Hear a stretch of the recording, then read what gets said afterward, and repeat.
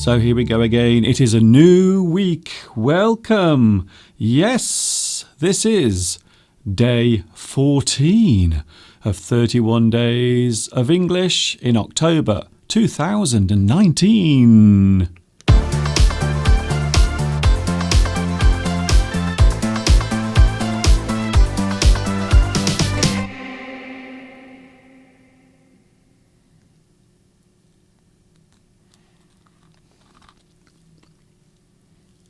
Oh, hello there.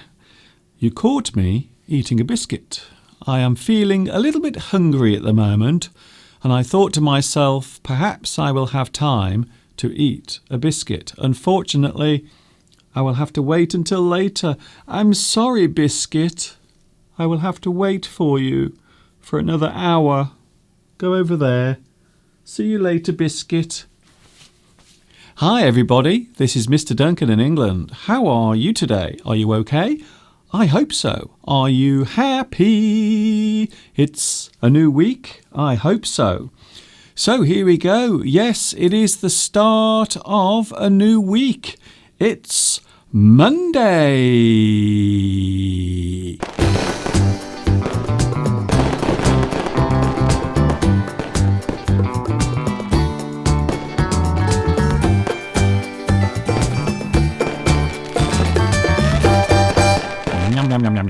Yes, it is. It is Monday and it is once again live English all the way right through October. For those who are wondering, yes, I am here every day during October, Monday to Friday, 2 p.m, Saturday, 12 p.m, and on Sunday, 2 p.m. as well. 31 days of live English.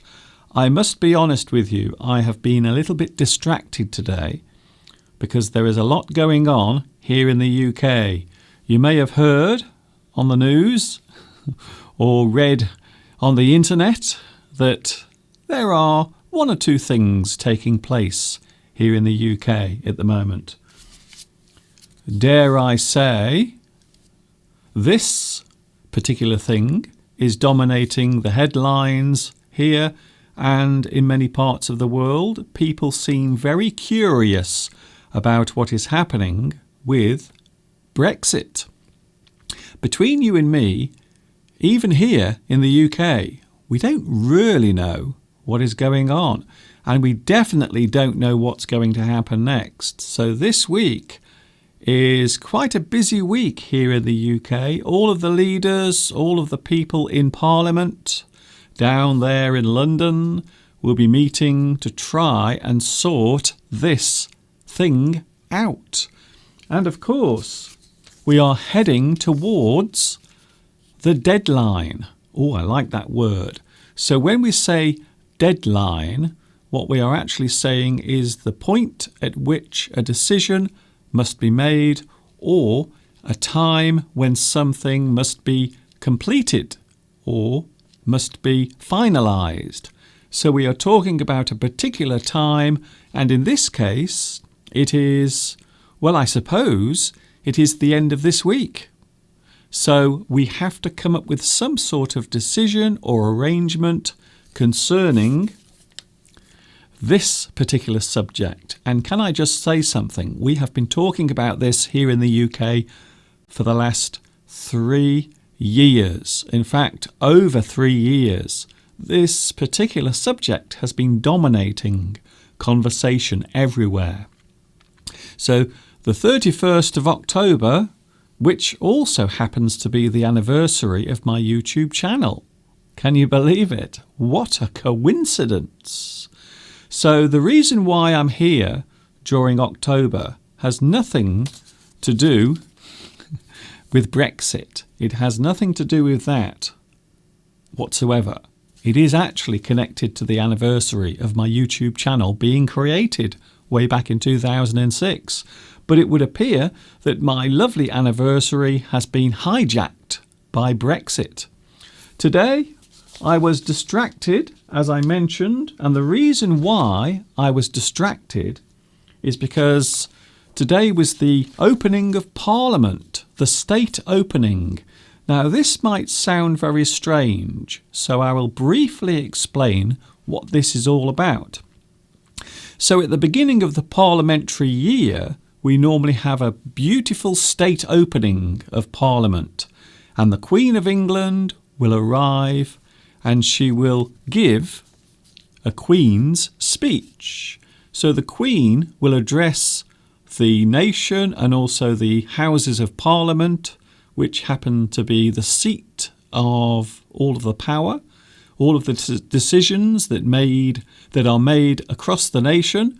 So the Queen's speech is where the Queen sits on her throne and she says, "This is what my government is going to do." However, the speech has not been written by her. It's actually written by the leader of the government. So the government that is in power, in this case, it is the Conservatives who have the power in the country. However, they don't have the controlling power, which is very interesting.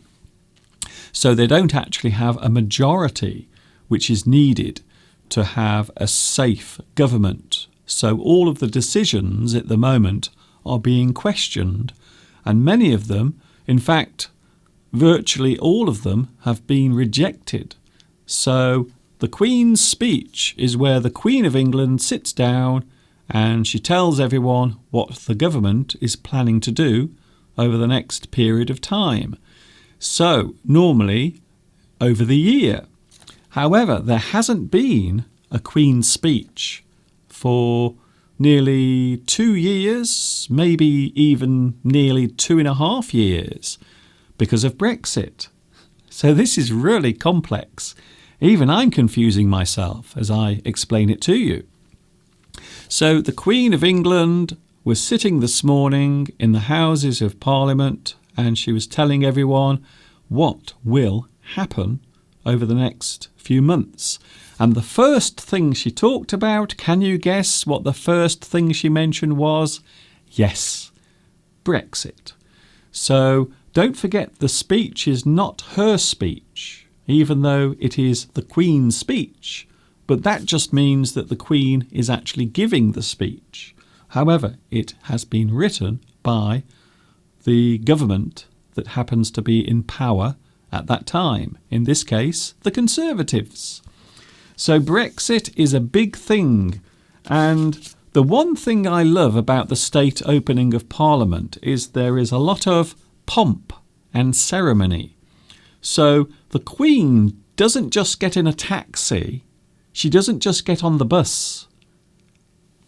There is a lot of pomp and ceremony, a lot of performance, a lot of people waiting for the Queen to arrive, and of course she will ride through the centre of London in a beautiful golden carriage, and then after she arrives she will be led into a place called the Robe Room, where she will be dressed in all of her lovely, beautiful regalia. Would you like to see the Queen? Here she is. So there is the Queen in all of her lovely, sparkly splendour, wearing her crown and also preparing to read the Queen's speech, which is what she does when we have the state opening of Parliament. So that's what happened today.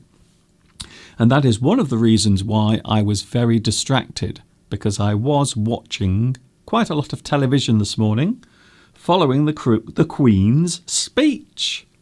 How many more times today am I going to say the Queen's speech? Maybe quite a few. Of course, everything that happens during the Queen's speech is symbolic. So normally the Queen's speech will be given and then everyone will vote on it, and then normally it is passed. So most people will say, yes, it's great, okay, carry on. However, this year it is not symbolic, because it would appear that a lot of people are going to object to the Queen's speech. And maybe there will be a new election. There will be another election. So we had one a few months ago when Theresa May came into power, In fact, it was 2 years ago. Can you believe it? I really can't believe how all of this has happened over the past 3.5 years. It's incredible. So when we say that something is symbolic, it means it has no real importance or effect. It is something that is done for ceremonial reasons, and it is just a matter of doing the thing, but there is no consequence. However, it would appear that this year the Queen's speech is not going to be approved, which is very unusual. In fact, I think the last time it happened was 1924. That was the last time that the Queen's speech was actually objected to. So yes, a lot of things happening this week. And by the end of the week, we should know whether or not there is going to be an agreement, because all of the heads, all of the important people across Europe and also here will be meeting to discuss what will happen next. They will be deciding whether or not we leave the European Union on the 31st of October or we extend to next year. Can you believe it? So there is a possibility that we will have to go through this for another 6 months, 12 months. Who knows? There is a lot happening here in the UK. A very historic time. I think that's a pretty good way of describing what is happening at the moment here in the UK. Hello to the live chatters. Oh, hello live chat. Nice to see you here today. It's lovely outside. It's very autumnal outside at the moment.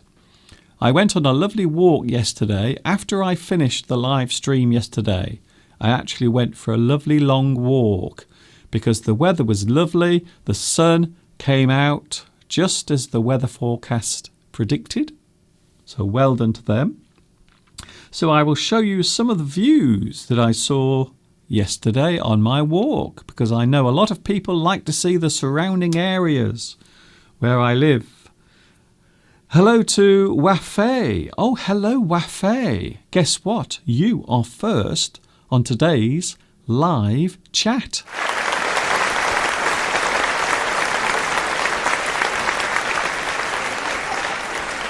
Very good, very good. You have a very fast finger. That's all I can say. Also Bayan and Yaman. Luis Mendez, one of our moderators, is here today. Giovanni, Eric, also Andrew, who says, how is your Sunday afternoon? Well, first of all, it isn't Sunday, it's Monday today. It is Monday. Sergia says, hello everybody. Hello to Noemi. Hello also to Guadalupe. Hi Guadalupe. Nice to see you back with us again today. Also, Manjilal says, hello, could you tell us the difference between hello and hi? Basically, they're the same thing. They are just different ways of saying hello. So when you say hello to someone, you can say hello or hi or hi there. So that's it, really. They are basically the same thing. Hello. Hello is more formal, I suppose. So when you say hello, it is a more formal way of saying or using a greeting. Giovanni, nice to see you here. I'm already losing my voice, by the way. It's only Monday and I'm losing my voice already. Hello also to Patrick. Oh, Patrick has some bad news. Patrick says, hello, I am very sad today because somebody hit my dog, so it can't walk now. Well, what happened? Was it a road accident? Was it a car? I'm very sorry to hear that. I hope your dog feels better soon. Tan Chang, good afternoon, Mr. Duncan. I am actually on time. Well done. Nice to see you here. Don't forget, I am with you every day during October, 2 p.m. UK time during the week. Sweetness. Hello, Sweetness. Hello there, Mr. Duncan, and hi to everyone. Lots of love from Mitra. And it is nice to see you here again, my dear teacher. Yes, I have been with you for the past 14 days without any break. So this is my 14th day, and I will be with you for every day during October. Yeah, man! Are you going to do live streams again when this month finishes? Yes. So I normally do live streams anyway. So this is not the end of my live streams. I will carry on making them. So during November, there will be live streams. December, there will still be live streams. So it isn't the end of the live streams. So at the end of October, my live streams will continue. So don't worry about that. I am not going anywhere. Ahmad says, oh my goodness, Brexit. Well, I'm sorry for mentioning it, but I really do have to get it off my chest because it's driving people crazy here.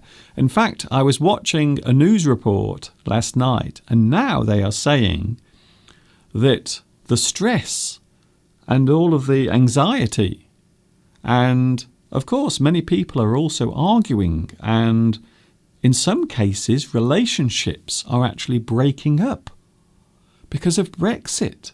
So because you have a couple that disagree, so maybe one person in the relationship wants to remain and the other one wants to leave, they actually argue about it.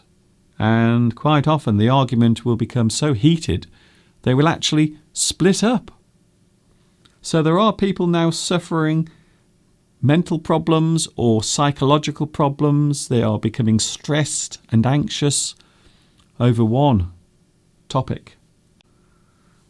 I think I am coping okay. I'm not coping too badly. I feel quite okay about everything. I always try to see every day as a new adventure full of possibility and hope. Ooh, that was very deep. Beatrice. Oh, in Argentina, they have a very long weekend. I am enjoying the weekend, the long weekend, with my family in Buenos Aires. I hope you have a nice time. Bayan, I searched about the meaning of this word and I didn't find it in the dictionary. Well, it's not going to be in the dictionary because this is a fairly new expression. So it is a word that means the exit of the UK, the British exit, which is why we call it Brexit. So it is actually two words that have been combined. Bayan, yes, you won't find Brexit in the dictionary, but it is a word that is a combination of two words, British exit. Hence, Brexit. Hello, Veronica. Hello, Veronica. Mr. Duncan, I understand almost everything that you say, but actually it is difficult for me to speak grammatically. How can I improve my speaking? Well, as I always say, and I will say it again, it is something that you have to work on. You might find, and this is something that a lot of people do when they are learning something, sometimes they will underestimate. They will think that they are learning less than they really are. So maybe you are doubting your level of English when in fact you might be better than you think. So this is something that happens a lot, especially when you are learning something over a long period of time. You can start to lose confidence. And maybe also you will think that your level of English isn't improving, when in fact it is. So everything you learn is always gradual. As I said yesterday, you can't learn things quickly. You can't rush learning. Because the only thing that will happen then is you will become stressed and it will cause lots of other problems. So don't worry too much about it. If you are enjoying your learning process, then that's what I suggest you do. You continue as you are. It happens slowly. Don't rush your learning. If France decides to leave, will it be Frexit? Frexit. Well, it might actually be Fraxit. Fraxit. I don't think France is going to leave Europe somehow. I don't think so. Although at the moment it is looking unlikely that the UK will leave. I was listening this morning to some of the commentators, and everything at the moment is leaning towards nothing happening. So we will have to wait and see. Ramzanua says, hello everybody. Hello Ramzanua, nice to see you here today. So there are some great words that I want to show you. Great words and expressions when you are talking about something where a decision has to be made, or something crucial, something important is about to happen.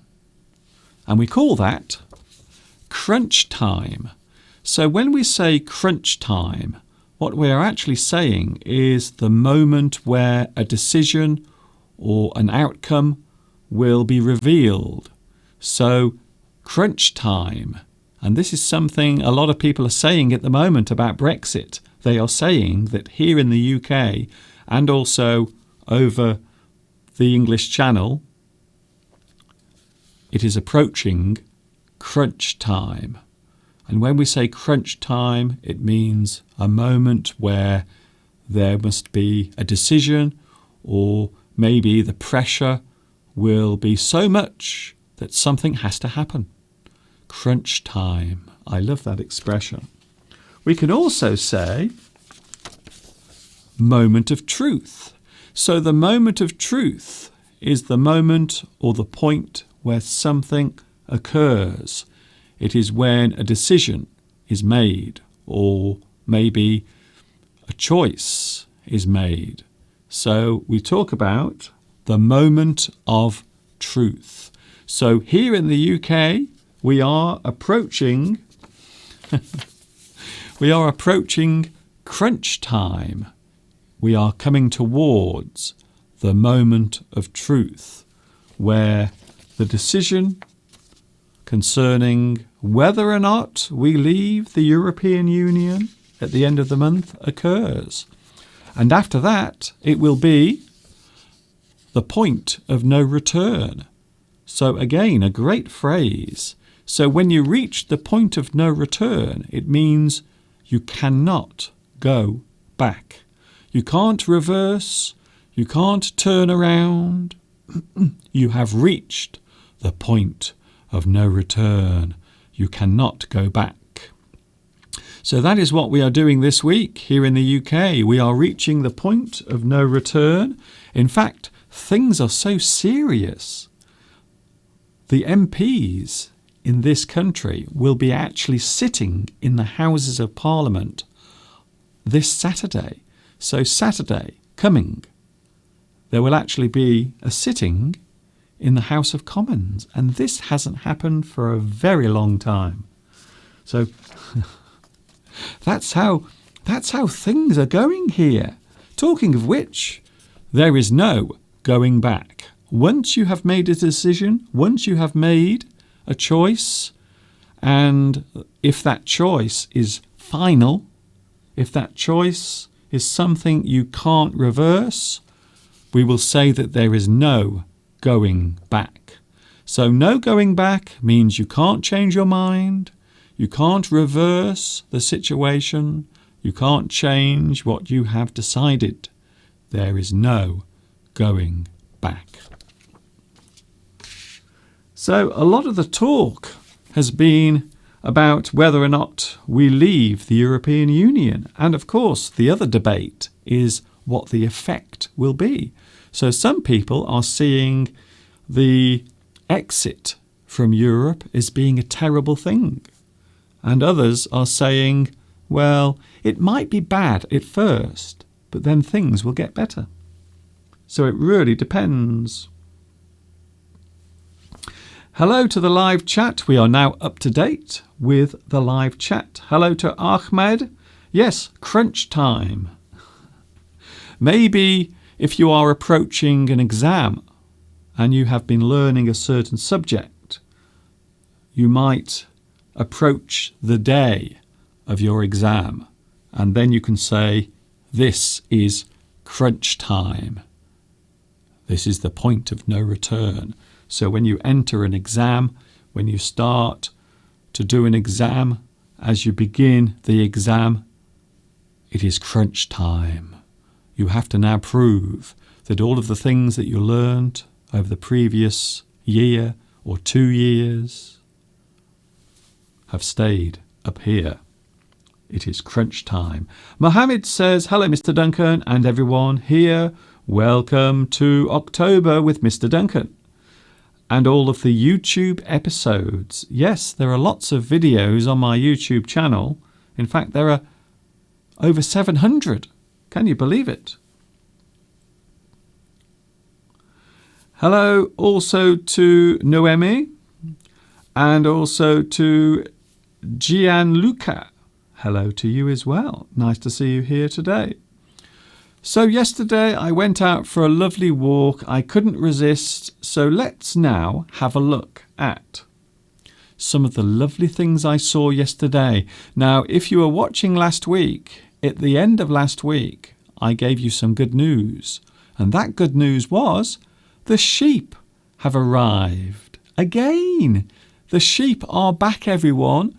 And there you can see yesterday afternoon. So I went for a walk through the field behind my house. And yes, the sheep are back.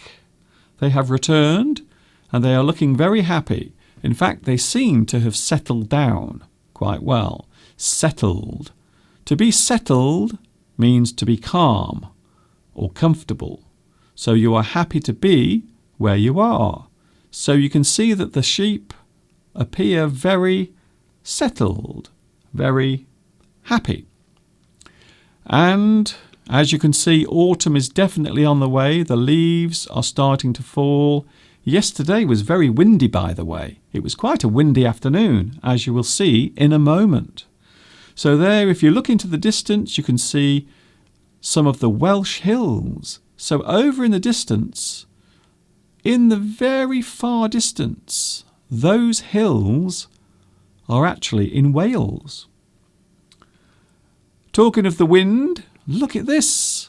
Just to show how windy it was yesterday, this is something that I filmed yesterday afternoon on my walk with my little iPhone. And there you can see the wind is really blowing the trees around. And also you might notice that some of the leaves are also changing colour.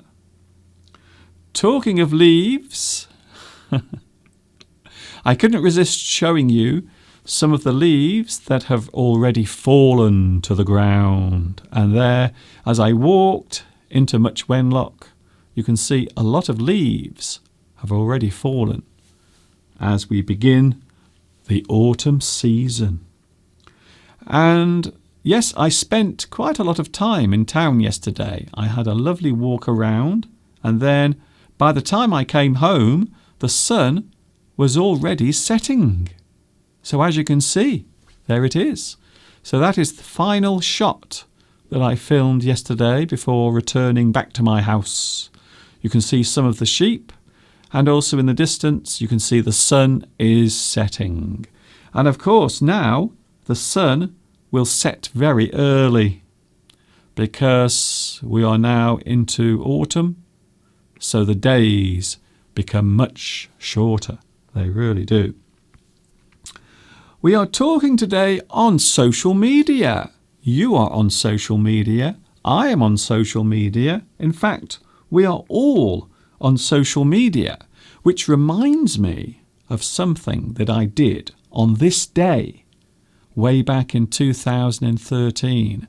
So during October 2013, I did a special series of lessons that I recorded every day. And now you are going to see an excerpt from the lesson that I did on this day in 2013. Is it just me, or is the world of social media becoming a little bit overcrowded?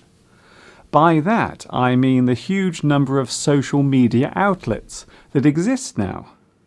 I remember the days when the only way of keeping in touch with someone online was through email. Then Instant Messenger came along, which gave us an immediate way of communicating with each other. Nowadays, it would appear that we have distanced ourselves again. Social media has become a sort of elaborate message board, but instead of just text being posted, there is now the option to post music, photographs, and video. Of course, if you want to chat to a friend live, then you still can. Some people have blamed the internet for removing the skill of communication by diluting human interaction. But perhaps that is a little unfair, as communication itself can take on many forms. A photograph can have as much to say as a line of text. Social media has as many ways to say things as there are people using it. From a personal perspective, I feel that there is still a lot to say that has not yet been said. But my issue is that now there seems to be too many sites on which to say it. There are at least 20 large social media sites now. You can tweet, you can pin, you can Google+, you can poke, you can ping, and if you don't like someone, you can block them. Which social media sites do you use? Do you use the internet much? What are your favourite sites? Do you think that electronic communication has made us less sociable? You do not need me to tell you that I am a big believer in the educational power of the internet. YouTube has certainly been at the forefront of encouraging people to not only learn through the web, but to teach through it as well. I feel very proud to be one of the first people to do this, having started my YouTube video channel way back in 2006. There are so many things to discover and learn about this world of ours, and if there is one thing more important than learning, it's sharing knowledge. For without that action, there would be nothing to learn. For those who are wondering which social networks I use, well, you can find me on Facebook, Twitter. I have a blog as well. And of course, you can see me right here in glorious Dunk Vision on YouTube. If you see me on Facebook, please feel free to give me a poke. Oh, really? Okay then.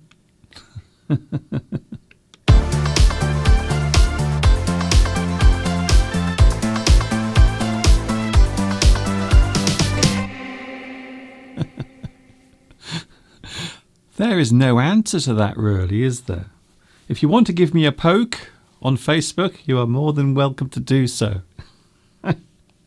Hello to everyone on the live chat. I hope you enjoyed that. Now that was something that I made 6 years ago today during my special October lessons way back in 2013.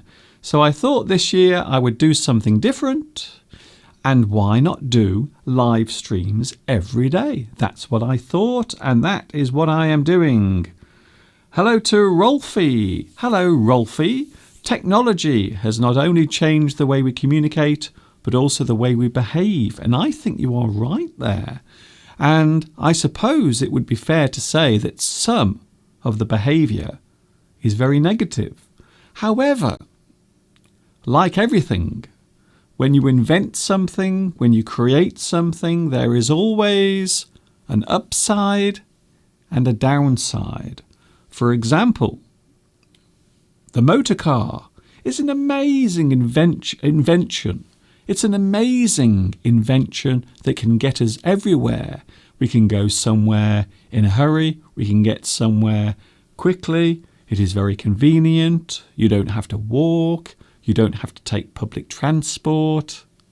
So driving a car is very convenient. However, there is a very big negative to having a car. First of all, they are dangerous. Thousands and thousands of people die every year on the roads here in the UK alone. And also, I suppose we should mention the environmental impact as well. So, yes, I think so. So everything has a positive and a negative, including this. So the thing you are looking at now, that little square device in front of you, where my beautiful face is staring from, is also responsible for a lot of bad things and good things, just like everything else. Julie G. Julie says something very funny. Julie says, Mr. Duncan, you don't poke anymore on Facebook. So what do you do now? What do you do now? What do we do when we want to ask someone why they are not communicating with us? Is there a way of going, hey, but I thought you could still poke on Facebook. I thought it was still possible to have a poke on Facebook. Okay then. Maybe not. So you can no longer poke on Facebook, apparently. It has been a long time since anyone has poked me on Facebook, I will admit. Amit, Mr. Duncan, would you mind telling me what is computer jargon? Computer jargon, or should I say jargon? Well, jargon is anything that's connected to a certain subject, quite often technical. So jargon is something that might only be understood by people who are experts in that area. So if you are an expert in computers, if you know everything about computers, you also know the jargon. So jargon is something that might be unfathomable. That's the word. If something is unfathomable, it means you can't understand it. So something you can't understand, something that is hard to comprehend, might be described as jargon. Quite often, when you buy something, maybe a brand new television or maybe a brand new computer, and you read the instructions, you might find that there is a lot of jargon in the instructions. Hello, Mr. Duncan. I prefer to use the positive side of the social media, like, for example, your interesting live streams. Thank you, Beatrice. That is very kind of you. I think I'm losing my voice today. I really do think I'm losing my voice. Maybe it's because I was shouting at the television this morning. Do you think that might be the reason why? Here are some interesting words.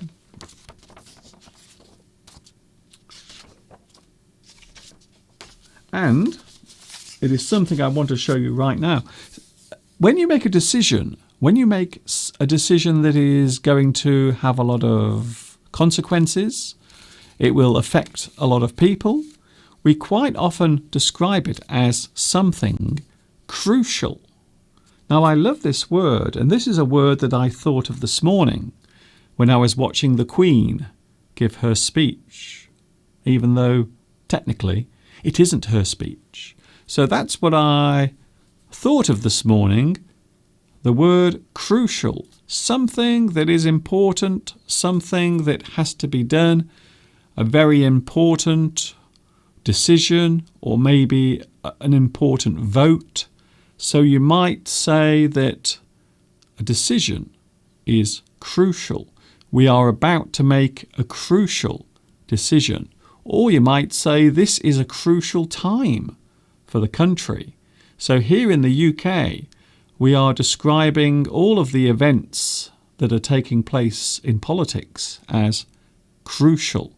So there might be crucial negotiations where people talk and they try to come to some sort of agreement. Crucial. Another good word, I like this one. Vital. Something that is vital. Again, quite often, vital means very important, something that you need to survive. For example, inside your body. Inside your body, you have a lot of vital organs. So when we talk about something vital, it is something that maybe is important, but also it might be something that you can't live without. It is vital. So we talk about your vital organs. Your heart, for example, is a vital organ in your body. I like this one because this one also relates to English grammar. Imperative. So something that is imperative is important. It is something serious.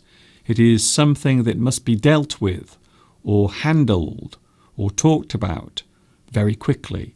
It is important. It is imperative that I speak to you. It is imperative that we come to some decision. So imperative, I like that.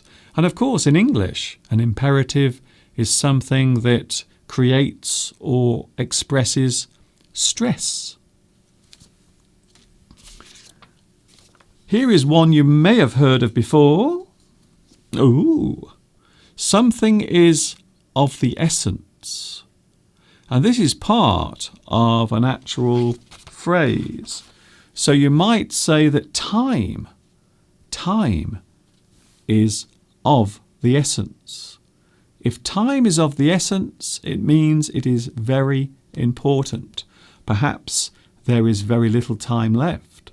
Maybe time is running out. So you will say, we must come to some decision. We must come to some arrangement because time is of the essence. It is important. Perhaps time is running out.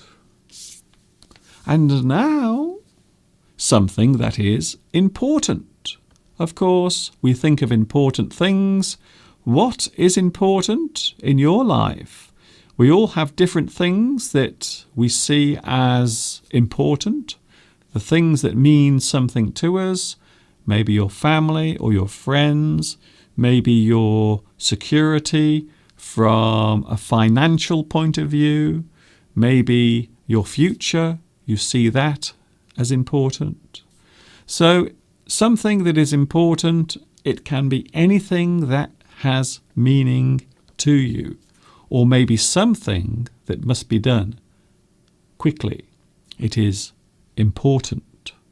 I have to go to an important meeting. Or maybe a person who has a lot of authority and they can make lots of big decisions. We will describe them as important. So the word can be used in quite a few ways, in fact. And this week in the UK, a lot of important decisions are going to be made. I'm a Moroccan English teacher. Hello to Musafir. Hello, Musafir. Nice to see you here today. Can you share with us some strategies that you use in your classroom to make students more engaged and to make the process of learning English exciting? Well, first of all, I think teaching is one of the hardest things to do in the world. It really is.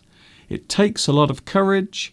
It takes a lot of confidence to stand up in front of people and teach. It is a little bit like performing, to be honest, and that's the way I see it. So my own view of teaching is a little bit like performing on stage. So you have to do something that holds their attention. And also maybe you can have a little bit of fun in class and also a little bit of learning as well. So it doesn't always have to be serious and dull, dare I say. And this is something that many students used to say to me in China.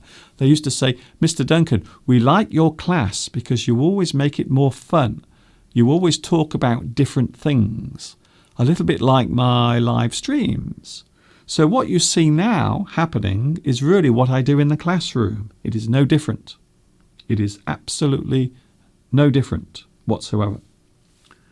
So try to change the subject when you're in a classroom. Don't just talk about one subject. Don't be afraid to engage with your students. And as I always say, never ignore the students at the back. And that is something I became very well known for when I was teaching in China. A lot of students at the back of the class, they used to fall asleep. They would become distracted, but I always had my eyes on them. So I think having control over the class, but also making the class interesting and exciting. Don't stay on one subject for too long. Try to change the subject and never be afraid to have fun. Amit says, Sir, is there any interesting game which we can play to improve our English and to make our friends speak? There is a very good thing that I used to do with some of my adult students because they were quite often very shy when it came to speaking English.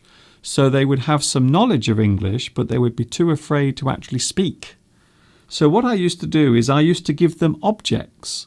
Now, it wasn't an object that they could hold. It was just written down on a piece of paper. So I would take a piece of paper and I would write something down on the paper. A very common object, something common, something that you will see everywhere. And then they have to describe that object to another person. And the other person has to guess what it is they are describing. However, the person doing the describing has to talk for as long as they can. So they have to talk for as long as they can about the thing without the other person guessing. So it sounds easy, but trust me, it isn't. And it is a great way of getting your students not only to use English, not only to use it in a spoken way, but also to get them thinking about what they're saying as well. So that is something that I used to do with my students, and I would often get them together and I would give them words, and quite often they would be objects. For example, you might say, oh, this thing is long. What? Some people like this thing and other people don't like it. So that's the sort of thing you would do. You would describe something, but you don't want to give away what the thing is. So you are really having to think hard about how to express yourself. So it's a very good way of improving the brain and also improving the confidence at the same time. So I hope that helps. Huang, or should I say Justin Bieber fan. Hello, Mr. Duncan. I read in the newspaper that to improve my speaking, I must listen active and positive. Is it true? I must listen active and positive. I don't know what you mean by active and positive, but you must do it, of course. So maybe you are saying actively.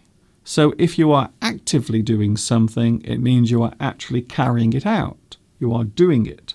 So be active in your English learning and, of course, be positive. That is really what I said earlier. Some people think that their English is terrible when in fact it is quite good. So sometimes we don't have a very good way of looking at our own ability. We sometimes think that our ability is worse than it really is. That's one of the big problems with learning. Hello to Japan. Hello, Japan Hui. A big hi to you, Mr. Duncan. It's been a long time. I have not watched your channel. Your voice is part of my childhood. Thank you very much. Isn't that nice? Please welcome me for being back. You are welcome back, and everyone is welcome back. I do like it when I receive messages from people who have actually benefited from my lessons over the years. So I always feel very, very happy about that. It is nice to know that the thing I do is useful to you. Very grateful. Hello, Khyber. Nice to see you, Khyber. Welcome. I will be going soon, of course. I finish at 3 o'clock. However, I will be back tomorrow. I'm with you every day during October, 31 days, to celebrate my 13th year on YouTube. So I hope you will join me tomorrow. If you are busy, don't worry. You can always watch me later on the replay. Hello also to Nagris. Hello, Nagris or Nagris. Hello, my name is Nagris. Hello to you. Where are you? Where are you watching? Could you please do some lessons about business English? Well, I think that's a good idea. Thank you, Salad Noor. That's very kind of you to leave that message for me. Hello to Yaman. Now, I know for a fact, I know that Yaman is watching in Syria. So can I say hello to you and everyone watching in Syria? It is nice to see people return to my YouTube channel when they have been away for a long time. And there are two reasons for this. First of all, maybe their English level has reached a very high point and then they can move on to something else. Or they think that I've stopped doing it when I haven't. So quite a few people over the past few days have said, "Oh, Mr. Duncan, it's nice to see you back on YouTube." I haven't been away from YouTube. For the past 13 years, I've been doing this without any break. So I've been doing this since 2006. I haven't been anywhere. I haven't been away. I haven't closed my channel. I've been doing this all the time. So I don't know why some people seem to think that I've stopped. Some people seem to think that I've disappeared.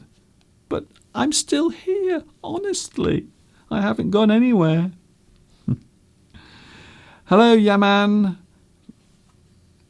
Oh, Yaman is actually in Indonesia. I apologise for that. I thought you said you were in Syria. Sorry about that. Hello, Nagris again. Hello, Amit. We can say students can bring their own stuff from their home, which they like a lot, and then they can start talking about that. And other students can ask questions. This game is called Bring Your Stuff. So in this sense, the word stuff means things, items. So yes, I think they have a similar thing also in the United States. They call it show and tell. So if you show and tell, it means you bring something in and you have it. Maybe it's something that you enjoy using or looking at, and you can talk about it. And then afterwards, you can actually get your students to ask questions to the person who is showing the object. So I think so. Hello to Afghanistan. Thank you very much for joining me today. Also Guadeloupe. Nikat. Hello, Nikat. Watching in Azerbaijan. Wow, I have a lot of people watching all around the world today.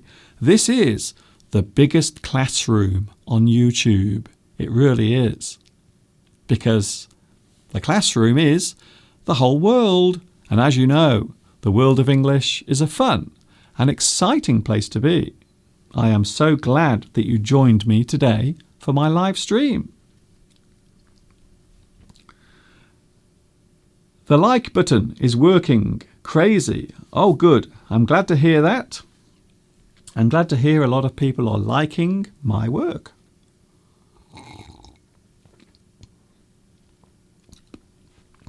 I have a feeling that I'm losing my voice. I don't know why. We are approaching 3 o'clock. It's almost time to go. Thank you for your company. I hope it has been interesting. I hope you enjoyed my little chat about Brexit and also my little chat about important things and also my little video about social media. And I will see you tomorrow. Thank you very much for joining me. This is Mr. Duncan saying thanks for watching today. I will see you tomorrow at 2 p.m. UK time. And guess what I'm going to do now?